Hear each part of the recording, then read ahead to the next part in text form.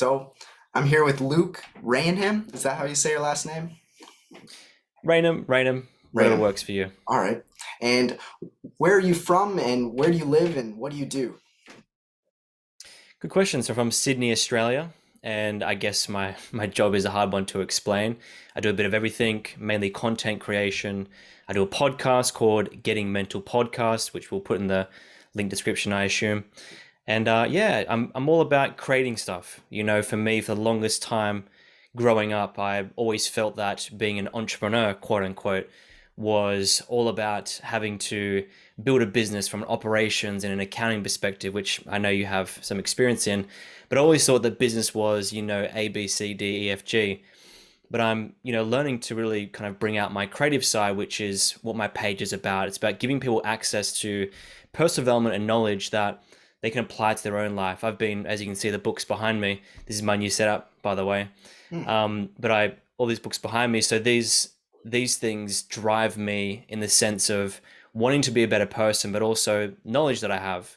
And I've always thought about life in that way. I've always thought about not just about how to learn how to grow, but how to share that and how to give people advice. And when I was 17 years old, I was a kid in the school. In Australia, we have just primary school and high school. I know it's different in America, but in high school, I was the kind of person that people would come to for advice. So people would walk up to me and be like, what do you think of this? What my partner did this or that, whatever. And it was kind of just a thing that I really enjoyed doing. And that's kind of a bit of my backstory, and that's about what I do. So, that's awesome. And when did your podcast start? Like when did you start promoting this kind of content? well, it's kind of an interesting story. I was working a 9 to 5 job, even though it wasn't 9 to 5. It was about 6 days a week, and it was all hours. And I had a period there for about 4 or 5 months where I got really bad insomnia. I had my theories on it. I think it was stress. And I guess another theory as well is that it was kind of like a divine intervention.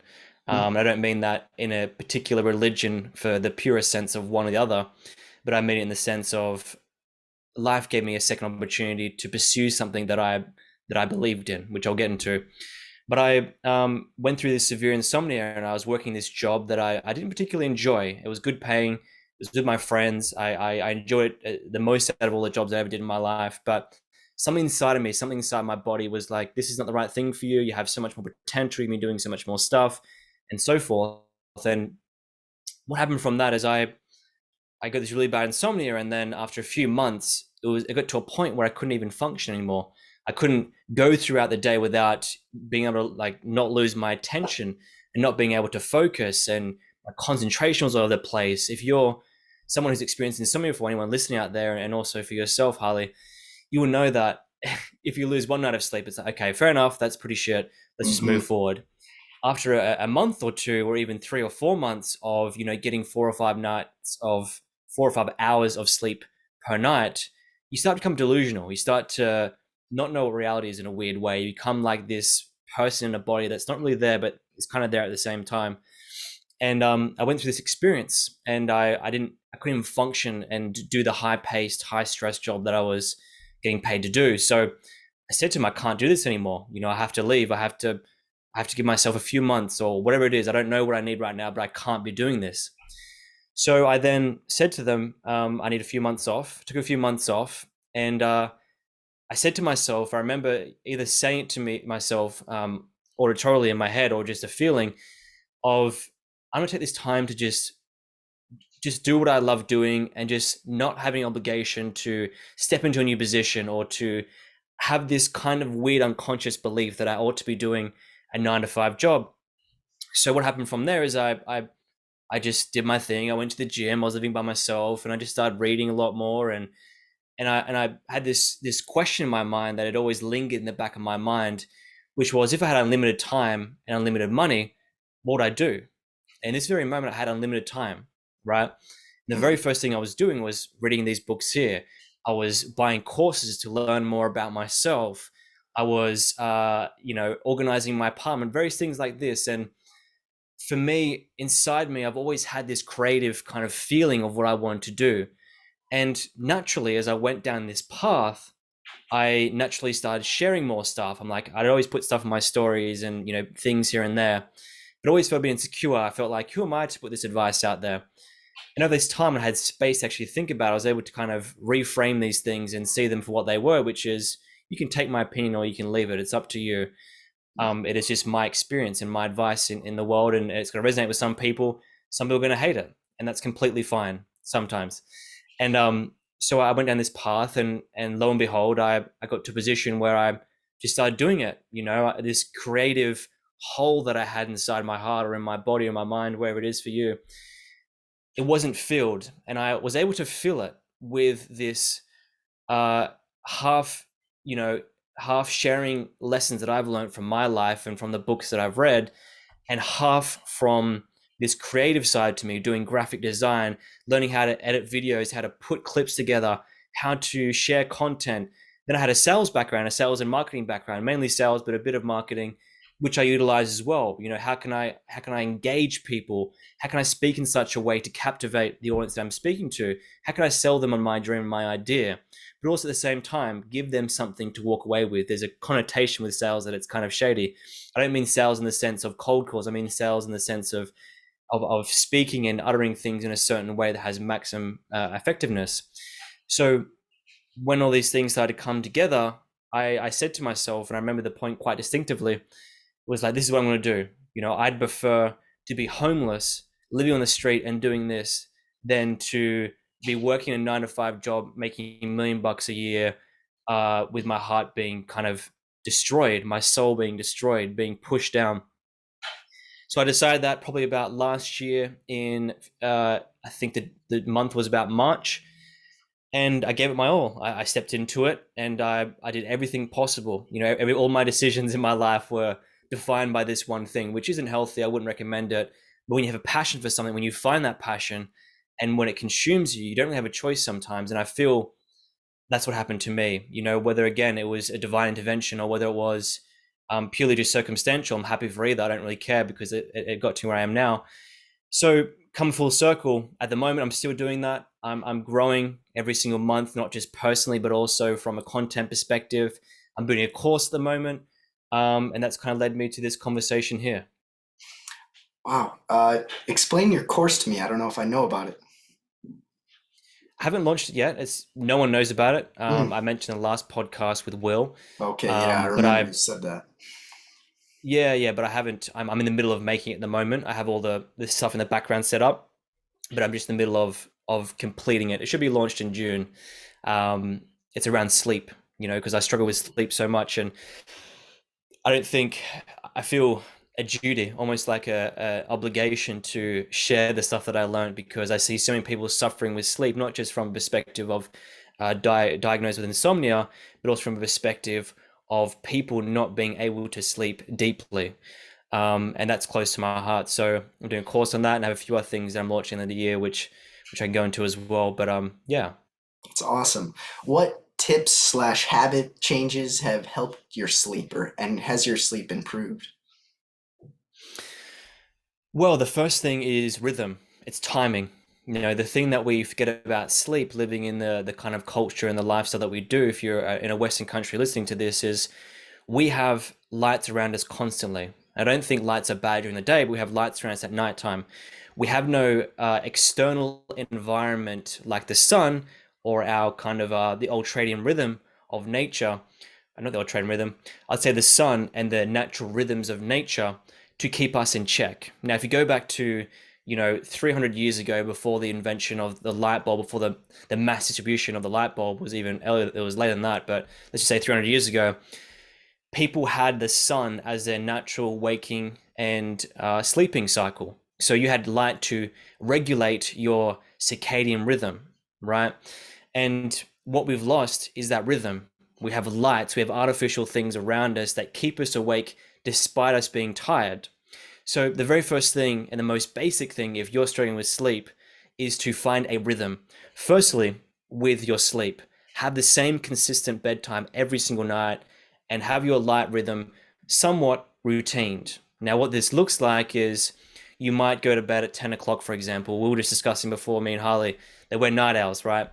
But if you have a sleep rhythm that you would like to stick to, say it's go to bed at 11 o'clock, stick to that rhythm and turn the lights off then, or reduce the lights. Use a pink Himalayan salt lamp, for example, and reduce the lights so your body and your mind and your environment knows that it's time to go to bed.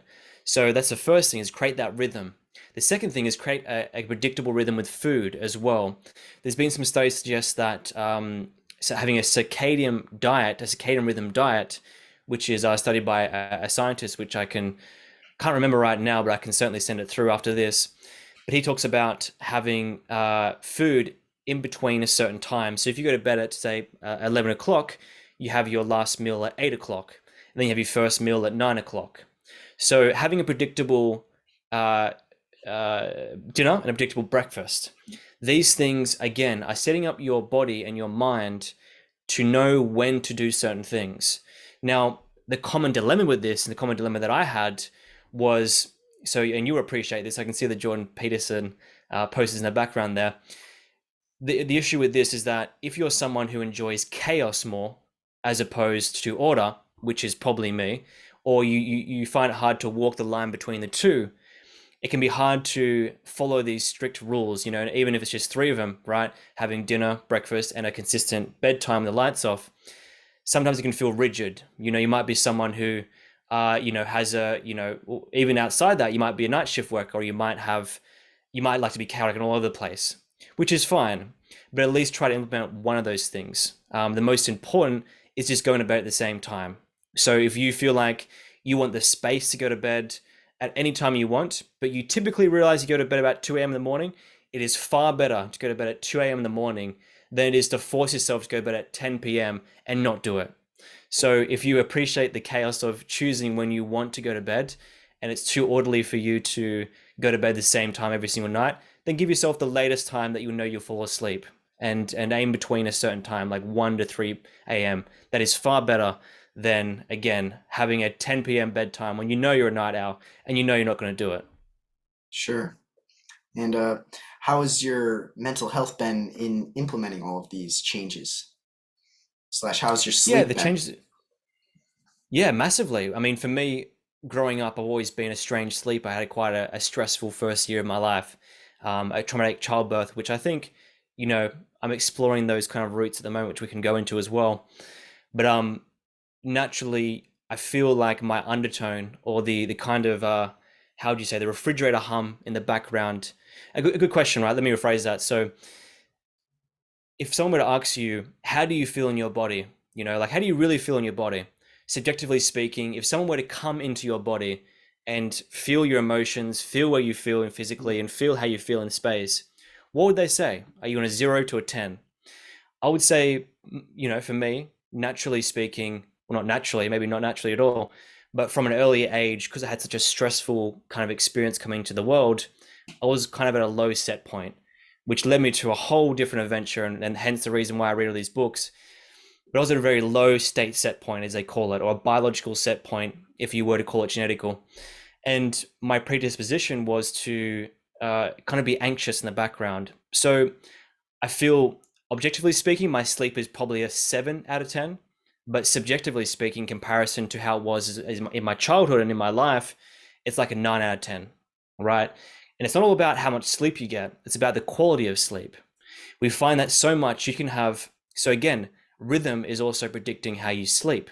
If you have your dinner at a certain time and your breakfast at a certain time, you go to bed at a certain time, your body can increase the depth of your sleep. Now, what I mean by depth, I mean there's circadian rhythm, and then there's chemicals your body releases when you start going to sleep. And it's all set up over a 20, I think it's 23.8 hours or something like that. It's not 24 hours exactly, but it's different for everyone, right? But it's around that time. So if you have a predictable time you go to bed, your body knows when to release the sleep chemicals and when to start the circadian rhythm. When I say start the circadian rhythm, I don't mean literally, I'm just using it metaphorically. But these are the reasons why depth is so important, and rhythm goes alongside that. Wow. Have you ever heard of Why We Sleep by Matthew Walker? There we Here it go. is. There we go. There we go. I thought so Yeah. because I'm currently in the middle of it. I use Audible. I don't know if that's Hmm. better or worse than books. My goal is to get a bookshelf and load my room with books, but just when I'm driving or when I'm cooking or whatever, I just listen to an audiobook. I'm halfway through the Why We Sleep, and man, it has been truly life-changing to hear about the statistics and just the importance of sleep. First of all, how it's like probably the most core pillar of health. Like people always stress diet and exercise, but they forget to talk about sleep and how like without a good sleep, the benefits that you would reap from diet and exercise probably just wouldn't be as much as if you were sleeping consistently and very with high quality. And so I bet that was a good tool in helping you figure out this course. What other sources have you been using besides that book? We'll just touch on that what you said there, Harley. So the confusing part for people is that it's a web, right? There's the kind of structure you look at it from, or at least this book, Why We Sleep by Matthew Walker looks at it like, is that it is perhaps the pillar to health. But in my opinion, that's the wrong imagery to use if you're using like a pyramid, for example. It's more like health is like a web, right? You have like 5 parts to it. As an example, I'm not saying there is 5 parts, but you have 5 parts to it.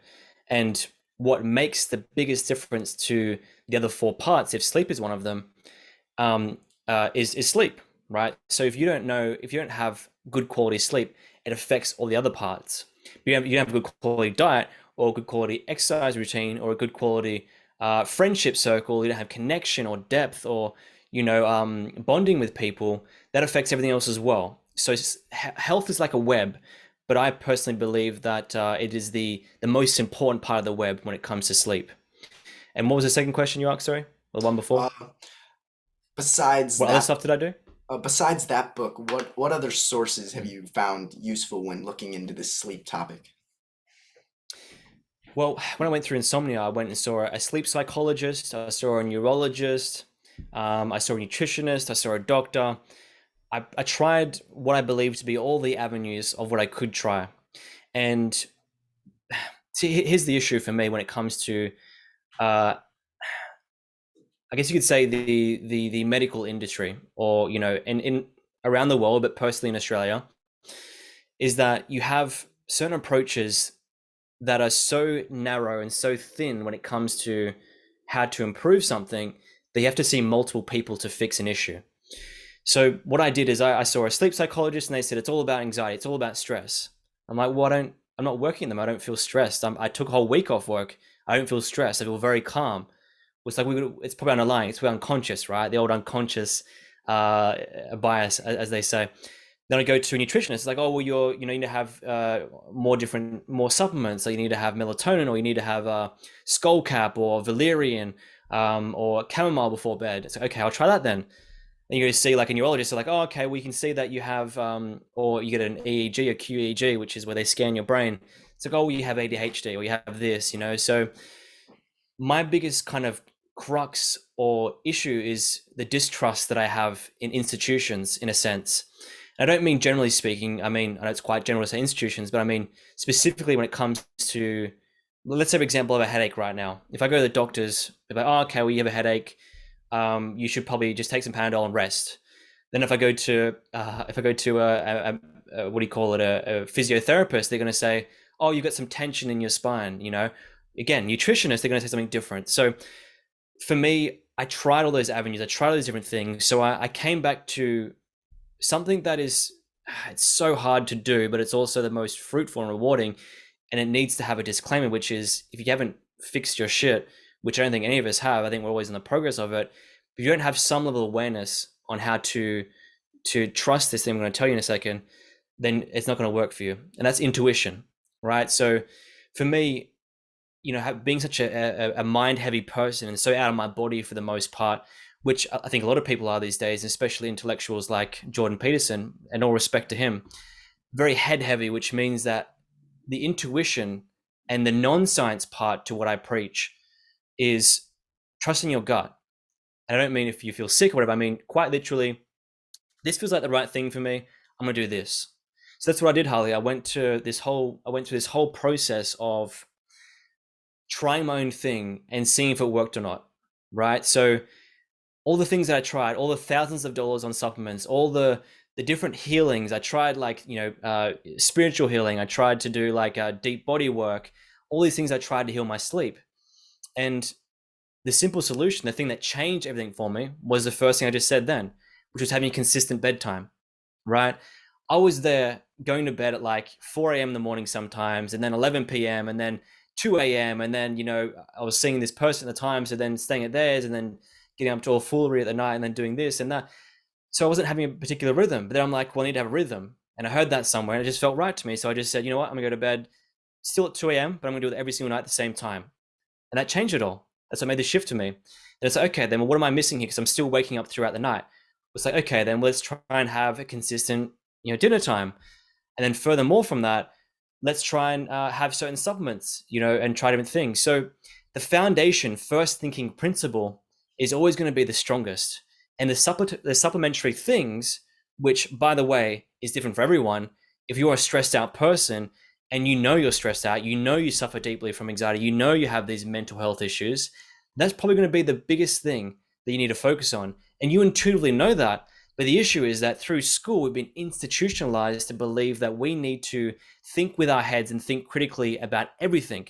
But sometimes the most critical thing that you can do is to actually just go for a walk, contemplate, and think and feel and experience the environment around you into what the solution is. The solution isn't always going to be, 1, 2, 3, 4, 5, science here, science there, science there.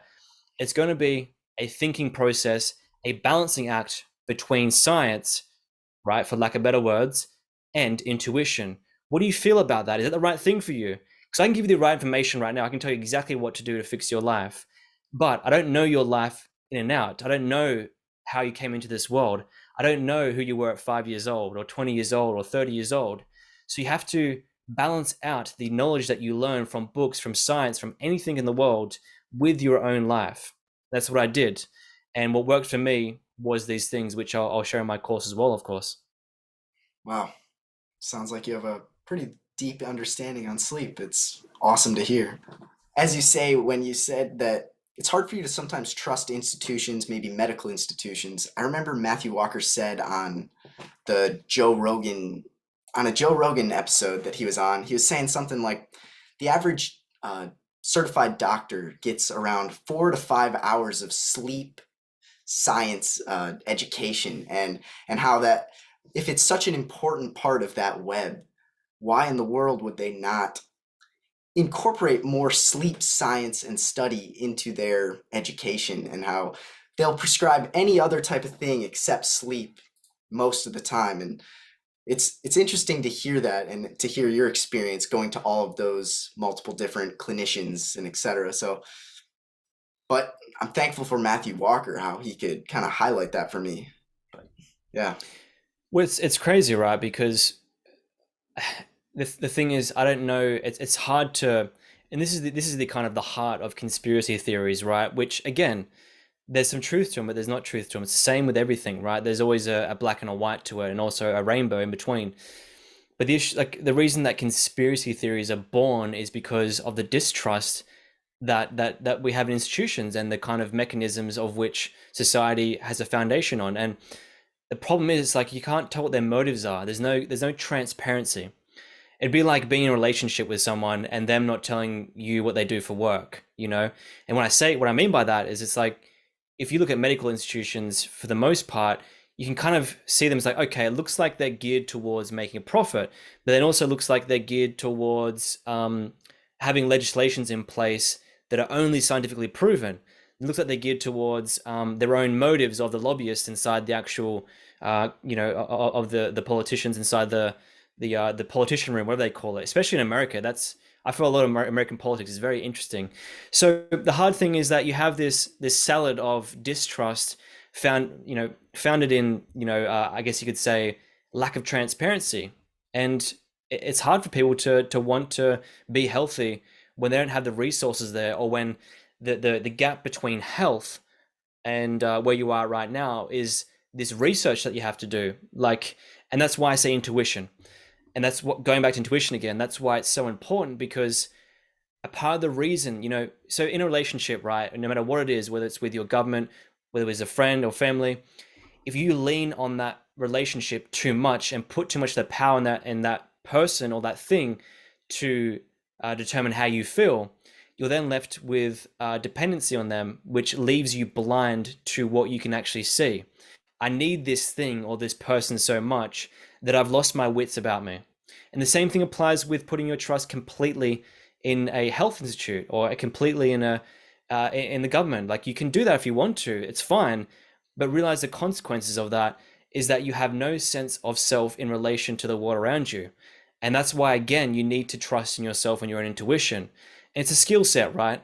And I don't mean intuition in the sense of, and what I mean by skill set actually is, you don't just trust your intuition when you're stressed out. You don't just trust your intuition when you want to do something that you know is morally wrong. Like, that's intuition as well. What I'm trying to say is, go for a walk and contemplate. The simplest way I can put it is, if you want to see what the truth is in any situation for you in that very moment, put your phone down, put your technology down, walk outside, walk through the park, walk anywhere you can, and just contemplate. If you have an issue that you're facing in your life, spend 30 minutes, spend 45 minutes just walking through, particularly nature if you can, but walking and thinking about it and contemplating, preferably in quiet as well. And what you'll find is that A, you have clarity, and B, the answer was already there, but you couldn't focus in on it because there was too much noise. There's too many people telling you what you should or you shouldn't do. You have the answers inside you. You just need the space and the decompression of your mental bandwidth to actually listen to it. That was well said. Yeah. There's almost an infinite amount of facts out there. You don't always know what to believe, but you have to use your intuition, like you're saying, to try to gather as much facts as possible to live a life upon those facts. But it can be very easy to be drowned in so much information that you don't know what to do with. But it's that intuition, that gut instinct, like you were talking about, that's pretty important when it comes to that. So, apart from sleep, what other books or topics or podcasts have really inspired you and impacted you the most? And can you explain them? Yeah, I'd say the biggest one is The Body Keeps the Score by Bessel van der Volk. It's a book about trauma. And basically, when we, how do I put this? When we grow up in the world, obviously, I think that a natural part of our evolution is that we go through wounding. I don't mean physical, I mean emotional. And I think we don't acknowledge that. So there's probably about three truths when it comes to human nature that I subscribe to. The first one, the most important one, is that it is inevitable that as a human being in your childhood and throughout your life, you're going to experience some kind of trauma. Now, typically, we experience trauma when there's a lack of ability to change our perception on it. So when you're 18 or whatever, and something happens, like your parents get divorced, you might be upset, but in your mind, you understand the structure of it, which is that someone's getting divorced. It's because it's not working out for them. Nothing to do with me. But if you're, 3 or 4 years old and you start to notice that your mum isn't as present or your dad isn't present, and there's stress in the family, you start to feel like, maybe because you feel as a child that your perception of reality is, I'm the center of the world. If people start to ignore you or feel stressed around you, it means, oh, I cause stress, or I am the one that's making this happen. So when we go through childhood, who we are is shaped by that, and also our personality traits, just naturally who we are. And this book goes through how our childhood traumas and how our traumas throughout our life, whether it's PTSD or otherwise, shape who we are as people and what to do about it. That's the biggest book. And the second book will probably be, I'm trying to think, A New Earth by Eckhart Tolle. I've had some really Say that one more interesting. time. A New Earth, Eckhart A Tolle. New Earth. Yeah. Yeah, it's a really interesting book. So it's goes through spirituality and the present moment, and essentially how a lot of the things we're aiming towards are actually in this present moment. Now, it's great in idea, and practice is very different. But from that book, I had a lot of experiences that led to what's called a Satori experience, where I felt one with everything, and everything was smooth and as it is. And it helped me realize that, happiness is there if you need it. And sure, there's circumstances that happen in your life and there's suffering that happens, but underneath all that suffering, underneath all those circumstances, you can prescribe to something deeper and more beautiful, which is that in this moment, you only have this moment, and you can still feel the emotions, but also understand that it's deeper than that. Interesting. Pretty much all we have is now, and Yeah, better which is one of the enjoy most it, make the most of cliched. it. It's very cliched, way of viewing the world, and it is cliched for a reason. It has its purpose and utility, but the practice of it is very different. Like you have to really commit to it. But that was kind of the foundation of my meditation, and I kind of went all in with various spiritual practices because I don't know. I feel like a lot of, again, like anyone listening to this who knows my Instagram page, is all about science and all about the tools and tricks and tips to use to fix your life and et cetera, or to optimize your life. And we often forget that outside of that, there's something that's just the sauce on the cake, right? That's just well, I wouldn't put sauce on cake. It's the what do you call it? It's a topping on the cake, as they say. But the real sauce, the real crust of who you are, is this moment, right? Your dimension of being shows up in this very moment. And if you choose to subscribe to that and to recognize that you should come back to this present moment as a way of being, eventually you find something quite beautiful. That there's this weird paradox to life, that there's a weird paradox between the yin and the yang, they call it, the blacks and the white and the whites and the black. And that is strangely so that the suffering and the happiness coexist together, and that there's no way out of that. And I find that really beautiful. And that was the experience that I had. I had a beautiful Satori experience, which is a spiritual enlightenment experience, where I felt all those things at once. I felt all the sadness, all the grief in the world, and all the happiness and the joy at the same time. And one wasn't good or bad, nor was the other. It was a simple process of feeling that, and that came from the present moment. Hmm. And I'll ask about that in a second, but you said you ventured through different spiritual practices. What spiritual practices specifically? Well, I'd say meditation. I would Okay. say Joe Dispenza stuff. So I'd go deep into, kind of manifestation stuff and feeling my energy centers, which people would call chakras. And what else is there? Yeah, Vedic meditation, meditation in general, priming, gratitude practice. Spiritual is a very, it's a very open word. But to me, all it means is that I engaged in some practices that were outside the realm of what I felt to be logical or that made sense. It just was a feeling that I had to do. So yeah, a lot of Joe Dispenza, a lot of Eckhart Tolle meditations, a lot of Alan Watts, which is an interesting guy who came to the West and brought Zen Buddhism to the West, and various things like that. Interesting. Mm. And when did that enlightenment occur for you? You said spiritual enlightenment, Well, it's and kind how of did that scattered occur? throughout my yeah. Well, it's been kind of scattered throughout my life. There was the very first one was in 2015. I remember I was sitting on or laying on the bed doing a Joe Dispenza meditation, and this weird feeling came over me where my body was like on the bed, but then me as a person was up here, like I was floating above my body. The second and most profound one was in 2016 in June. I was on a train, and if you live in Sydney, you know this. The trains have this dull, yuck kind of white paint on the wall, and then outside the tracks is all the coal, and there was all the trees, and there's all the people in peak hour train time on there, public transport.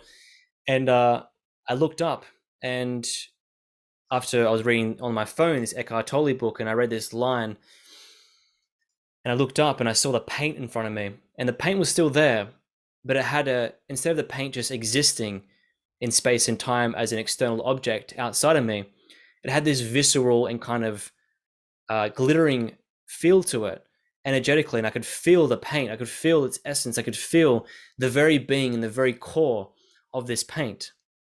I then looked outside and I saw the coal, the dead coal, have this feeling to it, this aliveness to it, this vibration to it.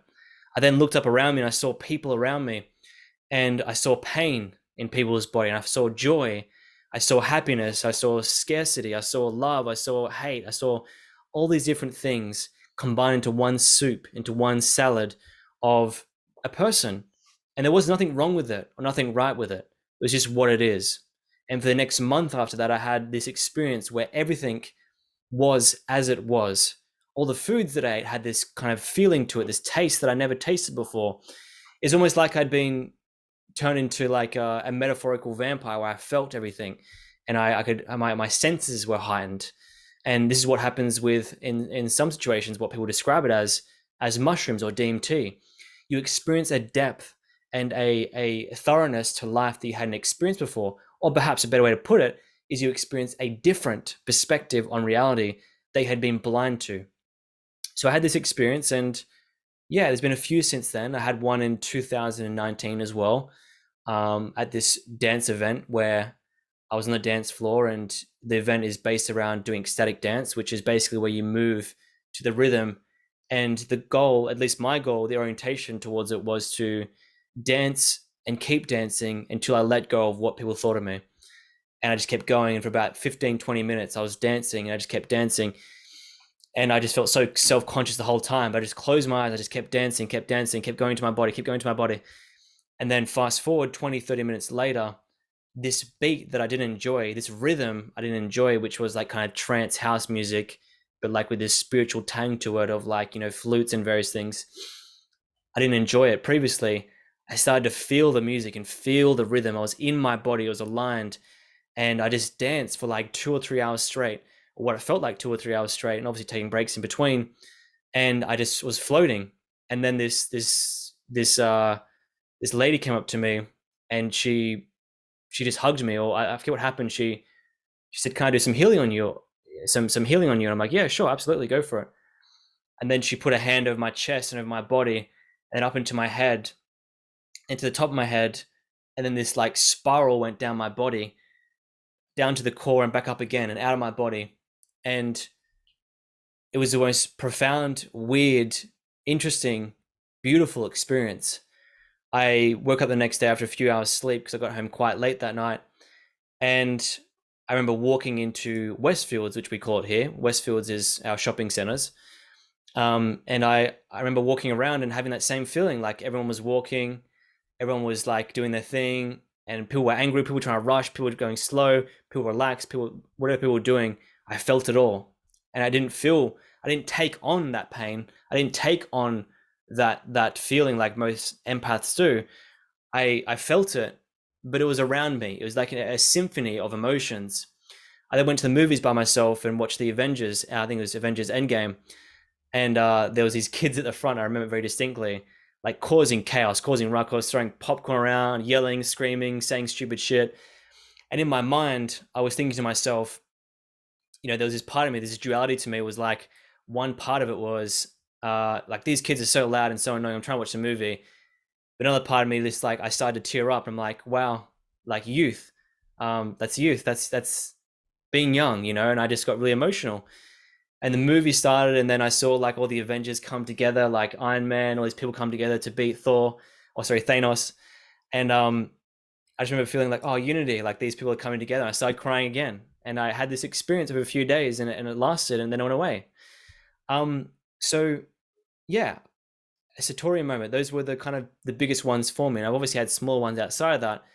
But when you commit to a regular spiritual practice, and you commit at least even 10%, 20% to feeling all the things around you in a conversation, in environment, and distracting yourself from distractions, ironically, or a better way to put it is removing the distractions from your life, you find that there's this peace inside you that stimulation and the various events in your life, or the dramas, whatever, can't fulfill, and it will never fulfill.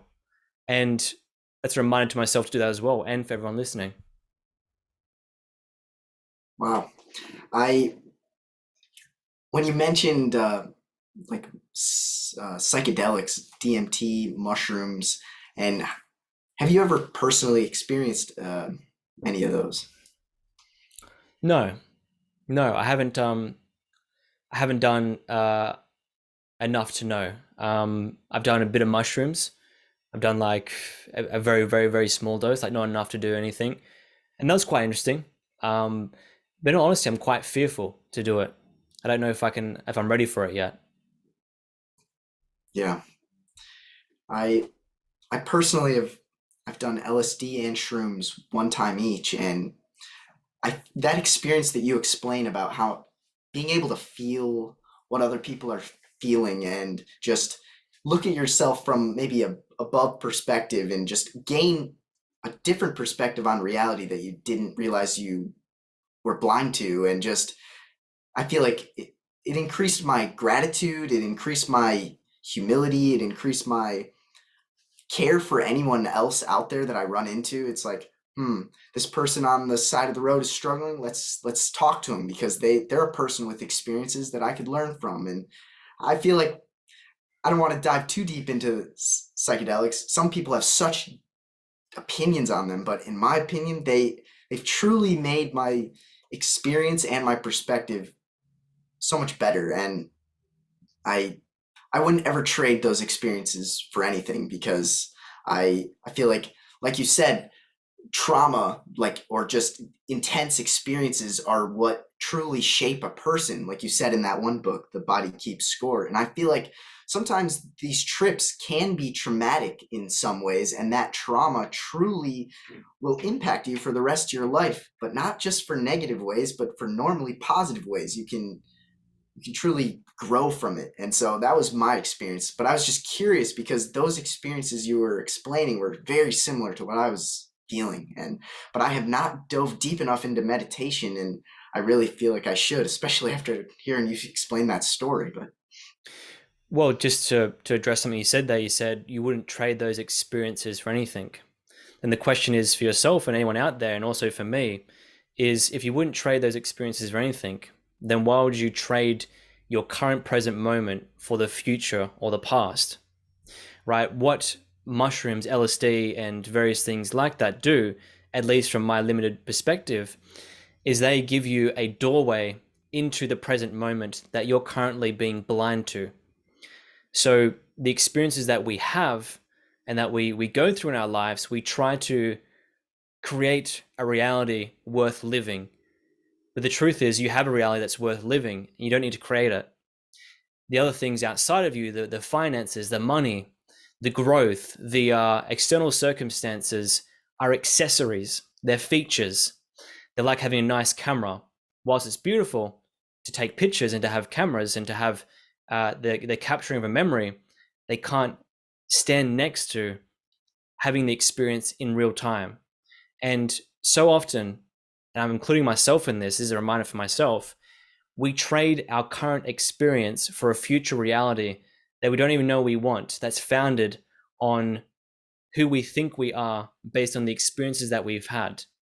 When the true essence of you, the true core of who you are, is deeper than any external circumstances. It's deeper than how someone will see you or what you do in your life.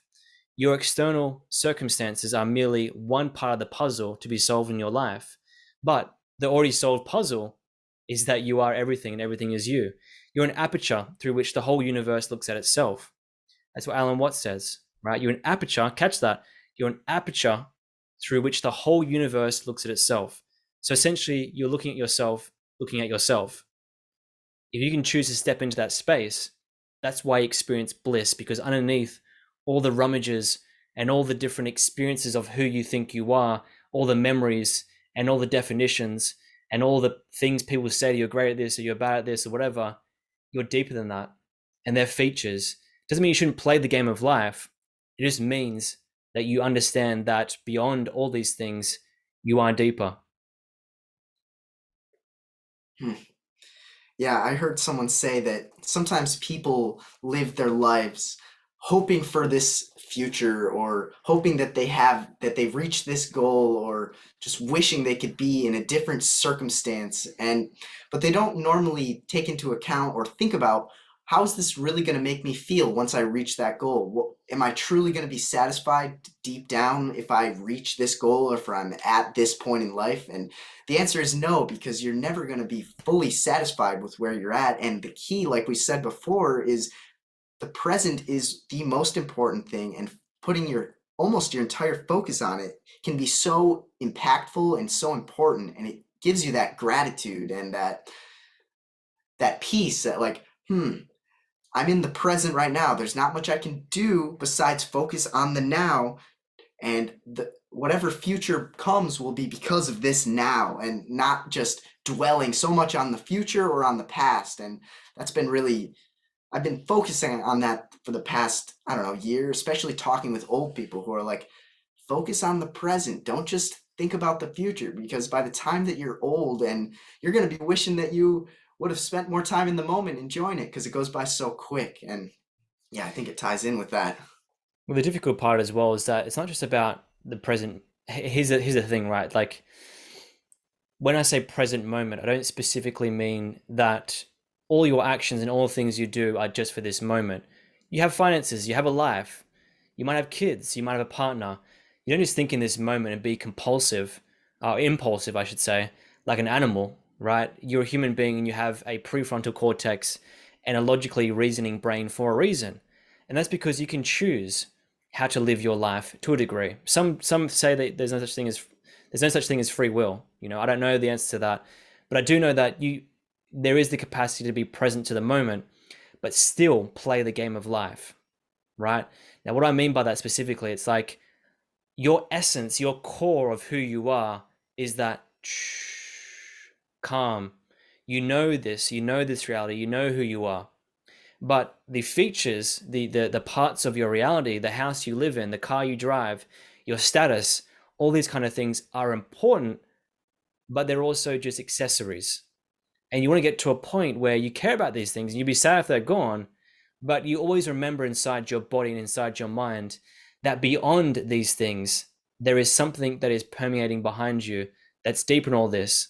And a simple fact of this is that regardless of all the things you have, all the money that you have, all the money you don't have, you would still be okay. You're in this reality right now and you have a conscious mind, which is why you're the aperture through which the whole universe looks at itself. Again, you're this experience having its own experience. So if you lose everything tomorrow and you have nothing materialistically, not just materialistically, but friendships, whatever, sure, you'd definitely be worse off. Let's not lie, you'd be worse off. But underneath all that, you still have your essence of who you are. Like, what is a conscious mind? It's reality looking at itself. Like, if you turn your eye inside out and around into your head, like, what are you going to see? Darkness, nothing. But your conscious mind is still there. And you're still looking at reality in reflection to it. It's like a mirror. When you stand in an elevator, it has two mirrors on the side, and you see this like bouncing of reflections, back. It's like, that's reality. It's just this constant bouncing back and forth of you seeing reality. Man, that's interesting. I bet you weren't Yeah, expecting this. You wanted to talk about science, right? no, hey, this is scientific in some ways, but it's also just, I think reality is, well, reality is so complicated, and our human brain is one of the most complicated things that we could ever think of. And there's so much we don't understand, and just diving deep into reality, I feel like is important. This is a great topic, and Well, see, science is I, just one thing. Science is like, sorry to cut you off there, but science is just one part of the puzzle. And it's just a methodology, right? So if you break it down to its core, it's a structure or a system of going about finding an objective truth. Objective meaning what is true for most people when interpreting that information based on, what people deem as right. So like you have like a double blind test, for example, and what do you call it? What's those ones called where they do like a really peer reviewed study, for example, right? So science is just one methodology, right? And I don't feel like we need to use science for everything. And that's not my goal at all. That's just the angle that I have, right? But we can see reality in any way we want. And it's not going to change too much if that makes sense. Like whether you believe that, scientifically health is the right thing for you, like having kale in the morning is good for you. I think the longer that you sit with something, regardless of science, when you give something attention long enough, you find the answers. If you give science attention enough, you'll find the answers to which you're seeking, but through science. If you give your intuition attention enough to find out what's right for you health wise, you'll find the answers. The answers are there. It's just the attention that's required.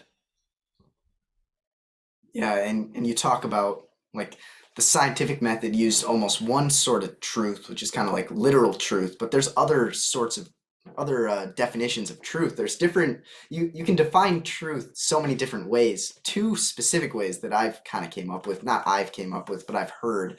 One being literal and one being pragmatic. Like the scientific method goes down this literal, okay, this is the true facts in front of me and there's no arguing it. But the pragmatic is more what is useful to me, and it kind of goes into that gut instinct. What is useful for me to live my day to day? And it may not, I don't have all the data to back up why it's so useful for me, but it is. And just like an example that always comes to my mind is a person could think, oh, my life is meaningless. Oh, in 1,000 years, who's gonna care if I tried hard today, or if I did, and or if I didn't, and who's gonna care if I just kind of cut off this relationship or whatnot? But pragmatically, how is that? How are you gonna act in the world? What's your life gonna look like, and how is that gonna make your life better? It won't. And thinking it, even if it might be true, oh, if how is it really gonna matter in 1,000 years? Literally true, but not pragmatically, because it you're just going to cut off you're just sorry, you're going to fall into a pit of despair and your life is just going to be a wreck, and that's just not useful, even though it may be true looking at some specific angles like a timeline. And that's just kind of my example. I'm not the best at explaining it, but No, I understand. 100% right. yeah. And so I wanted to talk to you. I heard you talking about religion a little bit on an episode, and I was just curious, what's your background when it comes to religion, and were you raised a specific way, and what are your thoughts now? Have you had an evolution in regards to how you think about religion and just all of that? It's kind of a big question. Yeah, yeah. Well, my story initially was, growing up, when I was 12 years old, I started going to a Pentecostal Christian church. And yeah, I didn't like, I loved it when I first went there. I loved the connection. I loved the people there. And I went for a leadership course and doing leadership things there. But then when I came to high school, which was when I was 13 and 14, I started to lose interest in it. I started to naturally wane away from it. I think most people do. My dad, he forced me to go. He used to like say you have to go, like you have to come, and it's like, well, I don't want to go. Like I want to do my own thing. And it was that forcing that turned me off religion. I turned myself off religion because the forcing made it feel like it was obligatory rather than a practice that was coming out of a place of genuine curiosity and yeah, and interest. Because yeah, I feel like the obligation to do something often leads to the separation of it, right? If you feel like you have to do it, you won't do it. At least for someone like me, who's very, I guess, disagreeable in a way.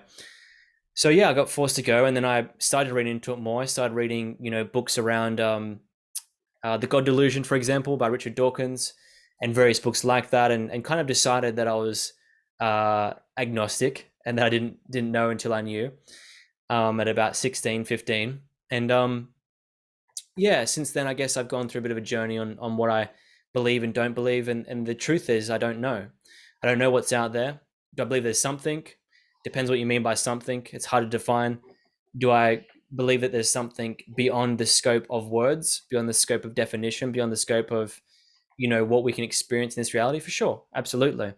I think I've gone through that, right? But yeah, as far as a specific religion, I don't know. I'm not someone who's for it or against it, if that makes sense. Yeah, I have a similar experience to what you were explaining in some sense. I went to Kalamazoo Christian from preschool to 12th grade, so pretty much my entire, yeah, grade school. And it was a private Christian school, and I felt like at first I gripped it I gripped it a lot. I liked what I was hearing. It seemed so amazing, actually. Like, oh wow, there's a savior, Jesus, and I'm so thankful for him, and I'm gonna pray to him. And but then I got out of that environment and I went to university and I started to hear other perspectives. I started to listen to Jordan Peterson, Sam Harris, Richard Dawkins, like you were explaining, and just I started to understand how much I don't know about the subject and how much complexity there truly is within this religious dimension, and how, like you said before, spirituality in a definition maybe could be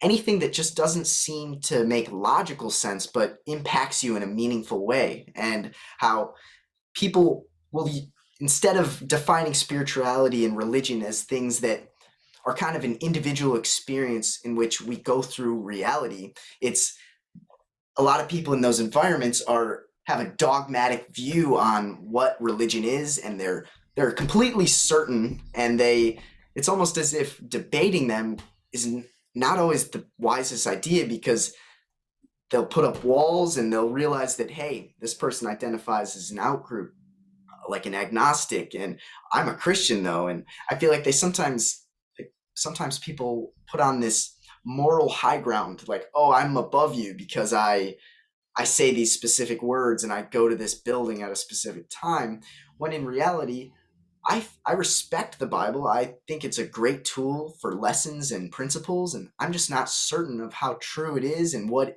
type of truth it is, and but I'm also interested in looking into other religions and what other people have been thinking around the world, because if I were to just look at Christianity and accept it without looking at all the other perspectives, I'm going to be blinded to what I could be seeing. And I've gotten quite a bit of flack because in some of my previous episodes, I explain, I don't know, what, in my opinion, having a good faith could mean. And also, I have an episode where I talk about my wrestling with God, whatever God might mean to you. And a lot of people have this view of God being a literal person watching this discussion right now. And whereas I view God as sometimes what is good and what is true, and whatever is good whatever is good and true is God pleasing in a pragmatic sense. And I don't know, I've tried to act out whatever is good and true and try to make the world a better place in doing so. And I feel like that's almost a truer, deeper sense of looking at God than viewing him as a figure above. But maybe that's my naivety speaking. But I I also I forgot exactly what I was going to say, but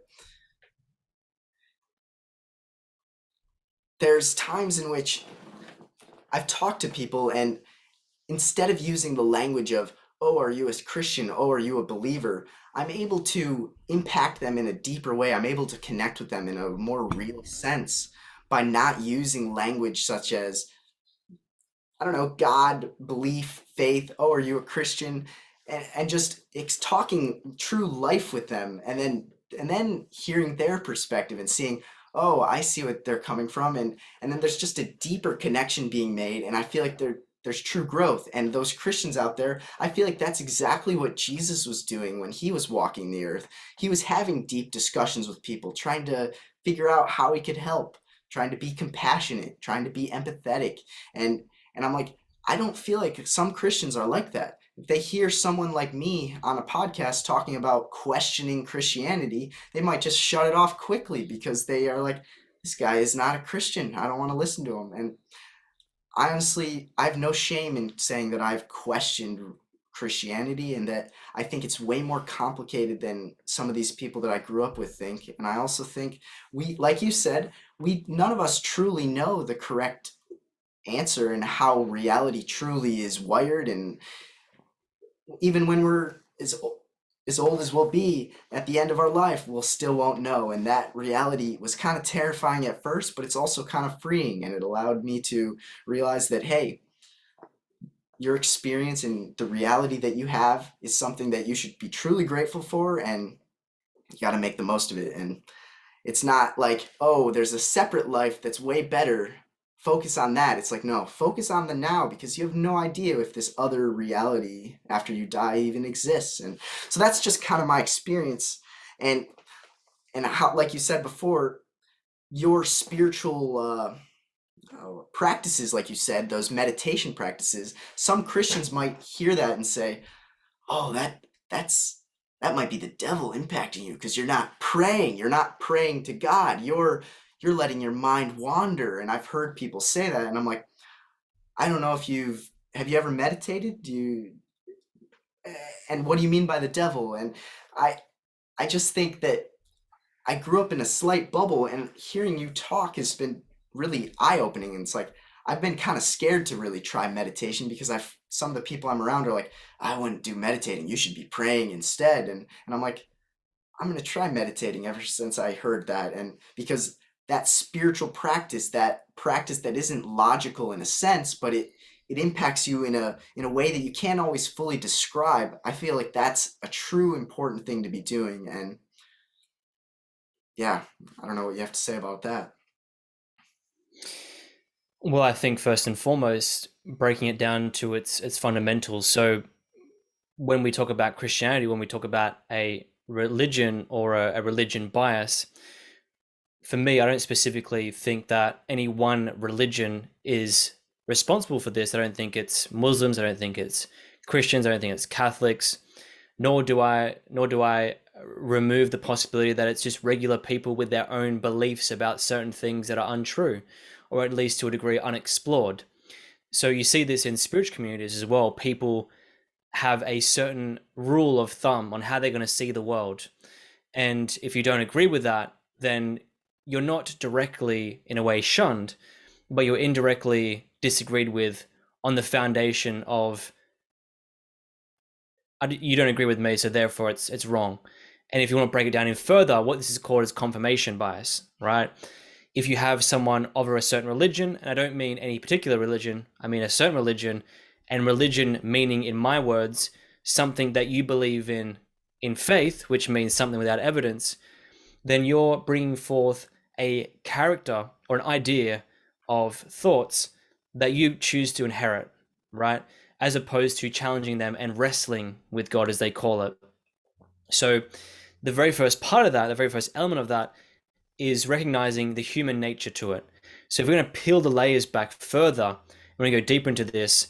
Religion by itself, any one religion by itself, isn't inherently dangerous. Humans are inherently dangerous. Now, I'm not saying that there's certain practices in certain religions that aren't wrong, because there certainly is. But what I am saying is that if you want to understand the fundamental reasons as to why we cling to ideologies the way we do, you have to look at why we are the way we are. And we are the way we are because of, I think, a few reasons, but the very first thing that comes to mind is evolution, right? So it paid as humans to hold biases like confirmation bias or have things like availability heuristics. So when we start to play with ideas and certain things, we come into those ideas or those ideologies or those ways of thinking about the world that are inherently biased. Now, the important part of free speech and being able to express these things and to wrestle with these things is that we can challenge ideas that haven't been challenged, or we can further wrestle with ideas that haven't been wrestled with enough. And fundamentally, we can come to some clear truths, probably known as cliches.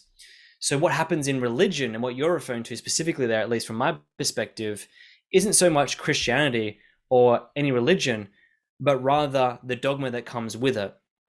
So when we enter religion, what usually happens is what happens in our brain is the law of least resistance gets activated. What is easier to do? Is it easier to spend your life and beyond wrestling with the ideas of a certain idea? Or is it easier to believe in a set laid out foundation of principles and adopt them and then say, that's it, I'm done for now? That's easier, right? It's far easier to do that.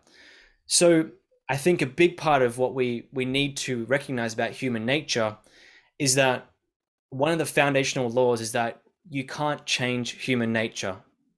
Now, if you want to talk about integrating technology into humans, that's a different story. I don't mean technologies in a phone, but I mean technology as in the ones that you might insert into your body. But again, the algorithms that are written are by humans, so therefore it has a touch of dogma in it as well. But I'm talking about human nature on the foundation of the 300,000 years of Homo sapiens existing, and then also evolution before that. If you want to come to me and say that we can be pure, right, or we can be XYZ, or we can be saved by a god, or whatever it might mean, and I understand that these things are just fingers pointing to the moon. They're not the moon themselves. They're just ideas. But if you want to put these things forward and say that they're the truth, you have to also recognize that the truth of human nature is that we're human, and that we have foundational things and axioms about us that make us us. Confirmation bias, biases, trauma, influencing our memory with emotions, all these various things. So to to insert that your religion or your way of thinking is the purest is lazy. As simple as that. It's lazy. It is as lazy as uh, saying that one food is healthy for you.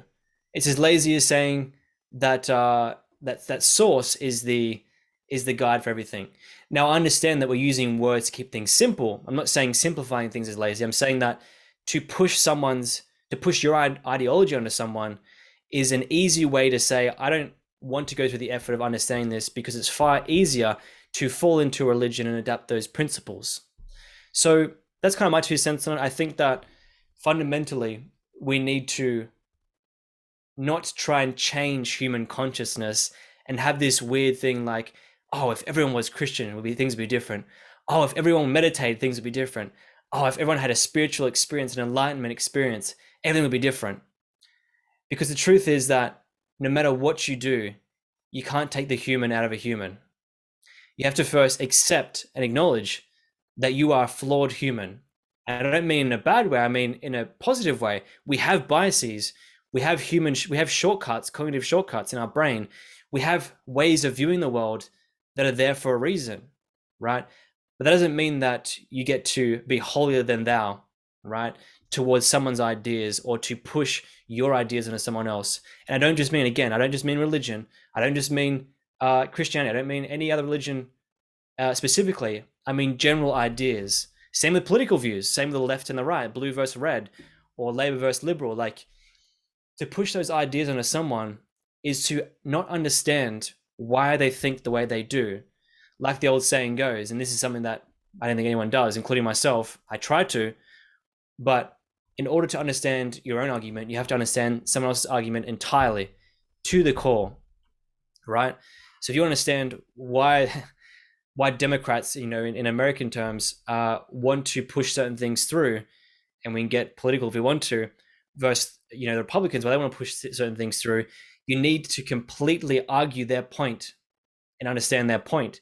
And same with Christians, and same with any religion that's trying to make you push them over to your side. Why do they do this? Why do they believe dogmatically these things?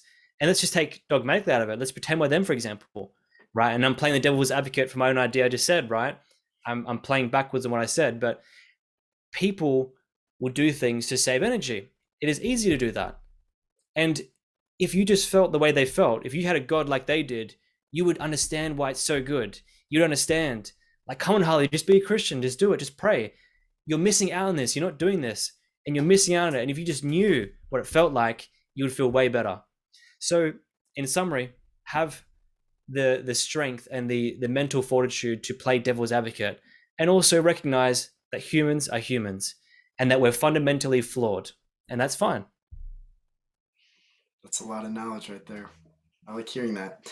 Yeah, I feel like when looking at any of the important texts such as the Bible or anything else, I feel like instead of looking at through as if they were literal stories, I feel like looking at them as if they are metaphorical stories and looking at them through an archetypal lens, like, what characteristics is that character acting out that makes them good or makes them bad, and how can I apply those good actions to my life, and how can I try not to act out those bad actions. And I feel like looking at it through that lens has allowed me to see the value in certain stories that are old and withstanding the test of time, but not completely accepting them in a way that's dogmatic and makes me seem as if I understand everything, and makes it seem like anyone who doesn't agree is ignorant or stupid or just not seeing the truth. And I feel like that, I don't know if you've ever heard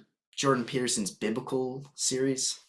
Like it's called the psychological significance of the biblical stories, and that really helped me honestly understand the complexity of the story, maybe gain a little bit more respect for it, and then also realize that like you said, we're all humans, we're all flawed, and we all have the same kind of conditions. We can't change that. We're limited, and we have we only have certain things we can do as humans. You you can act in ways towards the good or towards the evil, and I feel like that's what I learn a lot from those stories. Not that that's the exact way that reality works, but more these we have the capacity for good and evil, and it's up to us to make that decision. And yeah, one final thing I'd like to say about this, I'm not as clear as explaining it as you, but one of the fundamental questions regarding religion that my friend Nate and I have kind of thought about and asked his dad, who's actually a pastor, and but we were asking him like, what do you think of this? I think one of the most fundamental religious questions, or when people say that they're religious, I think that this question is one of the most important when it comes to religion. Harley, how can I act today to reduce the suffering in the world and make my life better and the lives around me better? How can I do that to reduce the suffering? And I feel like when you ask yourself that, you're looking through almost a religious lens, because you're realizing that you have divine value, and so do the ones around you, and you have the capacity for good. So why not try to pursue that and make the world a better place and make your life better and make the lives around you better? You sure as heck can make your life worse and the ones around you worse. You better run away from that. And so it's like that's a question I ask myself. And so when people ask, Harley, are you religious? I'm like, yeah, very, because I ask myself this question, which I feel like is a religious question. What do you think of that? I think the answer to that question is childhood trauma. And I think that beyond the scope of that, and you can point the finger towards many things, and you can certainly point out the bias that I have towards this answer, but it is my answer. It is childhood trauma.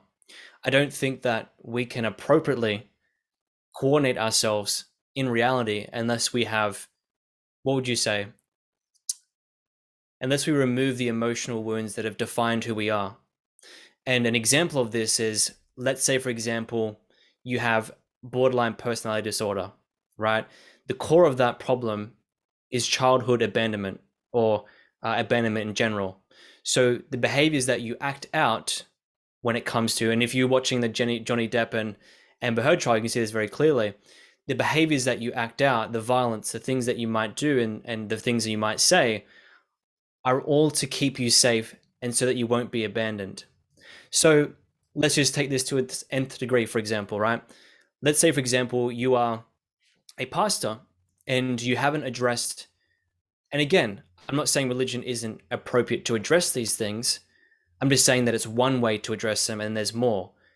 Praying is a great way to put forth things in your life that are positive, and doing various activities like abstaining from certain things are great things to push you forward and to heal trauma.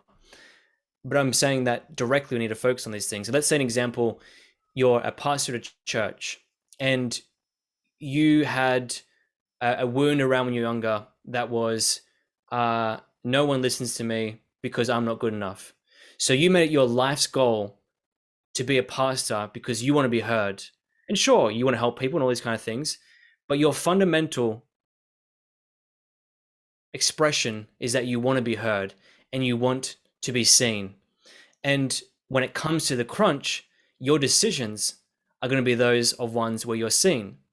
Now, if you keep following that path further and further, what would be most important to you is not following guiding principles that are moral in nature, at least not all the time. I'm not saying that won't happen. There's exceptions to the rule, just an example.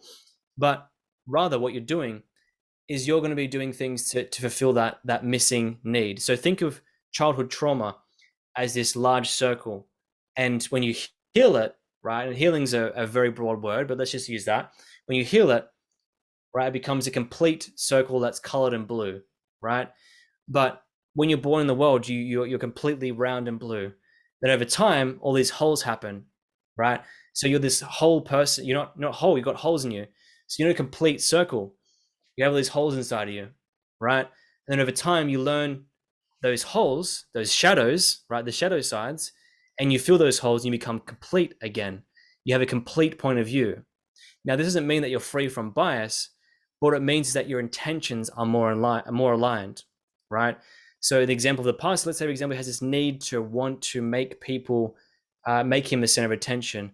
When it comes to doing the right thing to reducing suffering, what they will choose is to be the center of attention. If that means other people suffer, that's fine.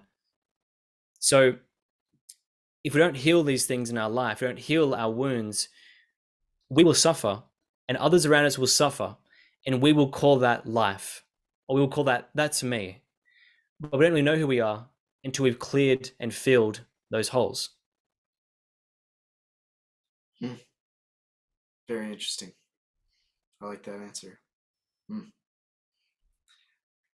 And well, I guess this final question maybe. What is your I have two questions I'm debating. Maybe I'll ask them both, but Yeah, go ahead. who do you look up to in life most and why? It could be anyone you've met or maybe someone you haven't met. I'll give you the intuitive answer that came up. There was two. There was me and Jordan Peterson. But there's a combination of people, right? Like there's some things I don't agree with when it comes to Jordan Peterson. I think he's great. But it's also because he's sitting on the back of the wall there, which means he's in my mind, which is interesting. This is a bias, right? Availability heuristic, where you bring up things that are close to the forefront of your mind. But I'd say me. The future version, or the version of me that can be me, if that makes sense. And my potential and who I can be if I step into that. And how I can help and how I can make a shift. Man, I would have never expected that answer.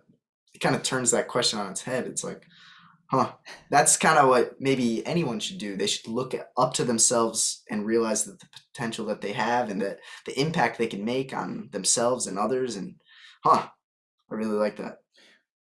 When you put something outside of yourself, you take the power away in a way. Like, oh, I look up to this person. It's like, sure, you can value here's the thing. You only know someone in relation to you. And the elements that you appreciate and you admire in someone also exist in you. But what you're really saying is that they're plentiful in another person and you want to emulate more of those characteristics. So if you aim towards being the best you, the best version of you, which is the most cliche thing ever, I know, you aim towards the ideals in other people that you appreciate, but you aim to expand them in yourself rather than making someone else the expansion that you require. I'll have to think about that. I like that. It almost sounds narcissistic at first, but then you're like, it's optimistic and it shows the belief you have in yourself to truly make this world a better place and to truly, impact people in a positive way. Yeah, it's probably narcissistic, optimistic, and it's practical. So if you're going to take out an action and you're going to do something, what's going to inspire you more? At least for me, and maybe this is the narcissism, right? What's more inspiring? Saying, oh, I want to be like, Jordan Peterson, for example. I want to have the intellectual fortitude that he has. And you think about that, you're like, yeah, I want that. But you're thinking about him when he has that. Or if you think about, I want to be the version of me in this moment that had great intellectual fortitude. And you start thinking about the times when you had that, and your reticular activation system, the part of your brain that puts selective focus on something, then manifests that. And you start becoming that, if that makes sense. So I just think it's more practical. Yeah, that really is practical. Awesome. And so where do you want to be in these next 2 to 5 years? What's your 2-year plan? Maybe what's your 5-year plan? Who do you want to be? What have you wanted to accomplish? Or yeah. In 2 years' time, I'll have 3 or 4 courses out. I'll have a conscious nightclub that I'm running, which is going to be across all of Australia. I'll have a product of some sort, and I'll be living in a beautiful home around beautiful people, feeling aligned, feeling free, having freedom, traveling across the world, meeting new people, expressing myself with maximum creativity, expressing myself with ease, with love, sharing, helping people, and probably be known by everyone. Very nice. I like it. Yeah, a lot of people don't. That's a narcissism right there. Yeah. Hey, you kind of have to be selfish in life. You kind of have to put yourself first, because if you're struggling, you can't necessarily help others as easily. But if you've focused on yourself and you've been selfish with your time to really set yourself up for success, you now have that potential to impact others and be there for others and all of that. So I can see how it can be narcissistic, but also selfless at the same time. Yeah, selfishness is a selfless act. You Hmm. know, it's like you can't put someone on when you're not on yourself. You can't contribute money to someone when you don't have money yourself. You can't give health to someone when you don't have health yourself. You can't give time to someone when you don't have time yourself. When you have time for your own self. So that which is within can also go without. Yeah, that's a good answer. And a lot of people don't always think about the future or their goals, or sometimes they're asked and kind of puts them on their heels because they're like, I haven't thought about that, or they don't want to think about that. But I can tell you're a person who thinks, and you had that answer quickly. It's like you've thought about this. You already maybe have outlined it in your mind or on paper or whatever. No, I don't think I have. I just well, I think that the neural pathways of breaking things down in my mind has a certain way to go. And I think perhaps I think critically. I couldn't give you an answer on that, but I think that I know the mental process I go through is like I bounce between what's wrong with this, what's right with this, and it's like this racket of back and forth that I naturally have in my brain that goes back and forth enough that the answer just comes like that. And that's all I think. I don't know. It's interesting, isn't it? Yeah, it is. And in your future goal, maybe 2 years down the road, do you want to have a significant like relationship with someone, like a romantic relationship? Do you see yourself being a person who wants that or not?